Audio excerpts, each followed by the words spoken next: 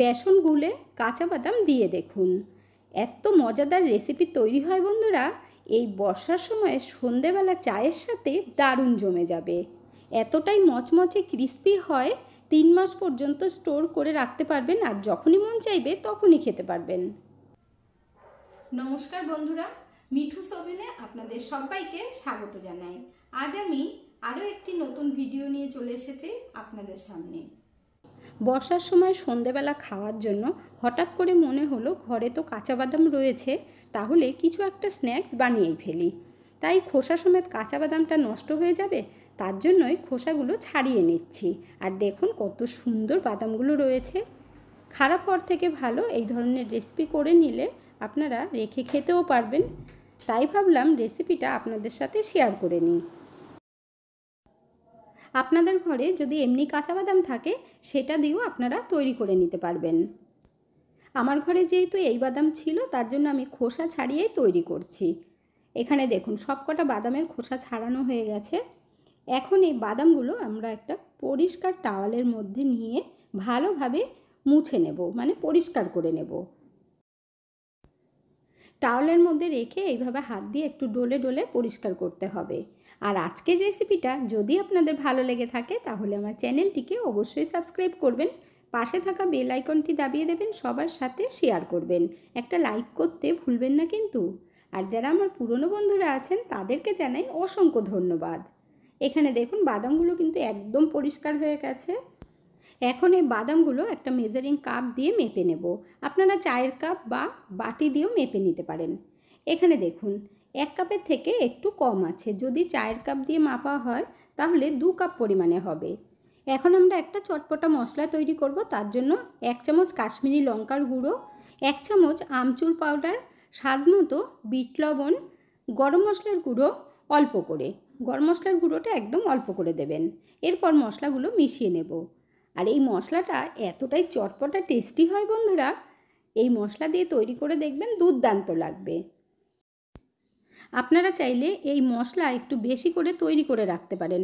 যখনই কিছু চটপটা স্ন্যাক্স তৈরি করবেন তখন কিন্তু এই মশলাটা ইউজ করতে পারবেন। এখন আমরা মশলাটা রেখে দেব আর ঢেকে রাখবো, তাহলে গন্ধটা বেরিয়ে যাবে না। এখন আমরা বেসনের ব্যাটার তৈরি করব। তার জন্য বেসন নিয়ে নিতে হবে, তবে কাপ মেপেই নেবেন, যেহেতু আমরা বাদামটাও কাপ মেপে নিয়েছি সেই কারণে। বেসনটা 1/2 কাপ পরিমাণে নিয়ে নিচ্ছি। আপনারা বাদাম যতটা দেবেন বেসনটা তার অর্ধেক দেবেন, এইটা অবশ্যই খেয়াল রাখবেন, তাহলে একদম পারফেক্ট হবে। এখন এই বেসনটা বোলের মধ্যে নিয়ে নিলাম। এর মধ্যে এখন দিয়ে দেব অল্প করে লঙ্কার গুঁড়ো। এটা কিন্তু ঝাল লঙ্কার গুঁড়ো, আপনারা আপনাদের আন্দাজ মতো দেবেন। দিয়ে দিচ্ছি সামান্য পরিমাণে হলুদ আর গরম মশলার গুঁড়ো অল্প করে, 1/2 চামচ জিরের গুঁড়ো আর 1/2 চামচ ধনের গুঁড়ো, এটা কিন্তু অবশ্যই দিতে হবে। এরপর দিয়ে দেব স্বাদ মতো বিট লবণ। এর মধ্যে অল্প অল্প জল দিয়ে ব্যাটারটা তৈরি করতে হবে। আর বেসনের এই ব্যাটার একেবারেই পাতলা করা যাবে না, এটা কিন্তু অবশ্যই খেয়াল রাখবেন। চালের গুঁড়ো ছাড়াই শুধু বেসন দিয়ে যে এতটা ক্রিস্পি হয় বন্ধুরা, তৈরি না করলে কিন্তু বুঝতেই পারবেন না। এখানে আপনারা দেখতেই পাচ্ছেন আমি কিন্তু একেবারেই অল্প অল্প করে জল দিচ্ছি, আর একদম গাঢ় ব্যাটার তৈরি করতে হবে। বেসনের ব্যাটার যখন তৈরি করবেন তখন কিন্তু খুব ভালোভাবে ফেটিয়ে নেবেন, তাহলে দেখবেন ভীষণ মচমচে হবে। বেসনের মধ্যেও যাতে একটু চটপটা টেস্ট হয় তার জন্য লেবুর রস দিয়ে দিতে হবে। এখানে আমি 1/2 পাতিলেবুর রস দিয়ে দিচ্ছি, আপনারা ছাঁকনি দিয়ে ছেঁকে রসটা দিয়ে দেবেন। আবারও খুব ভালোভাবে বেসনটা মিশিয়ে নিতে হবে লেবুর রস দিয়ে।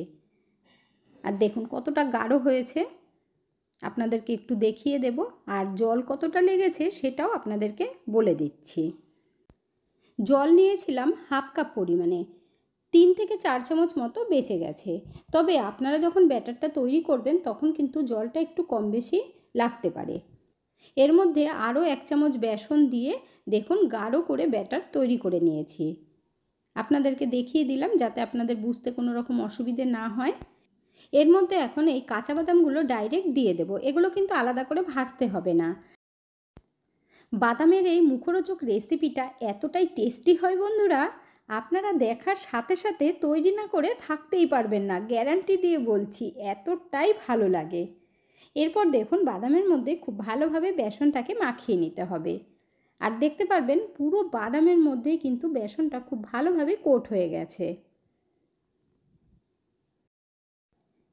যারা এখনও পর্যন্ত একটা লাইক বা কমেন্ট করেননি অবশ্যই করে দেবেন। আপনাদের একটা লাইক আর কমেন্ট আমাকে অনেক দূর এগিয়ে যেতে সাহায্য করবে।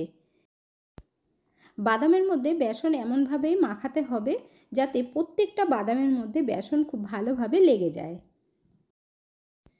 এখন আমরা বাদামগুলো ভেজে নেব। তার জন্য কড়াইতে বেশি করে তেল দিয়েছি আর গরম হবার পর কয়েকটা ভেজে চেক করে নিয়েছিলাম। গ্যাসের ফ্লেমটাকে কমিয়ে রেখে হাত দিয়ে বাদামগুলোকে আস্তে আস্তে ছাড়তে হবে।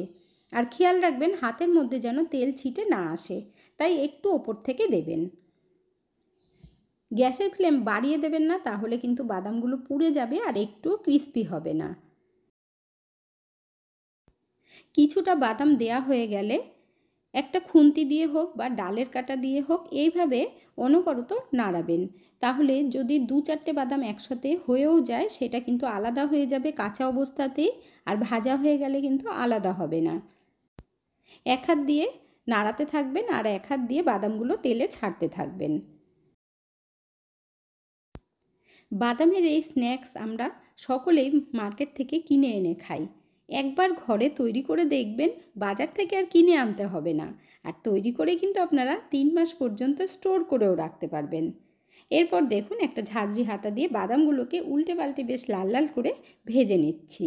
আর গ্যাসের ফ্লেমটাকে কখনোই কিন্তু বাড়াবেন না। 6 থেকে 7 মিনিট সময় লাগলো বাদামগুলো ভাজতে। এরপর একটা স্ট্রেনারের মধ্যে তুলে নিচ্ছি, তেলটা যাতে ভালোভাবে ঝরে যায়। আর দেখতে পাচ্ছেন কত সুন্দর হয়েছে বাদামগুলো। তেলটা খুব ভালোভাবে ছড়িয়ে নিতে হবে, আর কতটা ক্রিস্পি হয়েছে সেটা আপনাদেরকে শুনিয়ে দিচ্ছি। এই বাদামগুলো গরম থাকতে থাকতেই মশলাটা আমরা ওপর থেকে দিয়ে দেব। অল্প অল্প করে দিয়ে বাদামগুলোর সাথে খুব ভালোভাবে মিশিয়ে নিতে হবে। গরম অবস্থাতেই কিন্তু বাদামের মধ্যে মশলাটা খুব ভালোভাবে কোট হয়ে যাবে। বাদামগুলো নাবানোর পর যখন দেখবেন তেলটা একটু ঠান্ডা হয়ে গেছে, গ্যাসের ফ্লেমটাকে বাড়িয়ে দিয়ে তেলটা গরম করে নেবেন। তারপর আবার লো আঁচে করে বাদামগুলো ছাড়তে হবে একই প্রসেসে। আপনাদের যাতে বুঝতে কোনো রকম অসুবিধে না হয়, আমি কিন্তু দ্বিতীয় ব্যাচে বাদামগুলো ভেজে আপনাদেরকে আবারও দেখিয়ে দিচ্ছি। আপনারা চাইলে অনেকটা বাদাম কিন্তু একসাথে দিয়ে দিতে পারেন তেলের মধ্যে। তারপর লাল লাল করে ভেজে নেবেন। একটু ধৈর্য ধরে বাদামটা ভাজবেন, দেখবেন একদম পারফেক্ট ক্রিস্পি হবে। একইভাবে বাকি বাদামগুলো আমরা ভেজে নেব। আর গরম গরম নাবিয়ে মশলাটাও দিয়ে দিতে হবে, এটা কিন্তু খেয়াল রাখবেন। এখানে দেখুন আবার আমি মশলা দিয়ে দিচ্ছি ওপর থেকে আর খুব ভালোভাবে মিশিয়ে নেব। আপনাদের যদি বুঝতে কোনো রকম অসুবিধে হয় তাহলে কমেন্ট করে জানাবেন, আমি কমেন্টে রিপ্লাই দিয়ে দেব। এখানে দেখুন কতটা মচমচে হয়েছে, আর মশলাগুলো খুব ভালোভাবে মিশিয়ে নিয়েছি, আর খেতেও দারুণ চটপটা হয়েছে। একটা ভেঙে আপনাদেরকে দেখিয়ে দিচ্ছি, দেখুন একদম মচমচে। এরপর একটা এয়ারটাইট কন্টেনারে ভরে রেখে দেবেন, তাহলেই অনেক দিন খেতে পারবেন। এখানে আমি একটা কৌটোর মধ্যে ভরে রাখছি। আর এই বর্ষার দিনে কয়েকটা বের করে খাবেন, দেখবেন দারুণ লাগবে। তাহলে আর দেরি না করে ঝটপট বানিয়ে ফেলুন, আর আপনারাও আমার মতো বর্ষার দিনে এনজয় করুন চায়ের সাথে। আজকের ভিডিওটা আপনাদের কাছে কেমন লাগলো অবশ্যই কমেন্ট করে জানাবেন।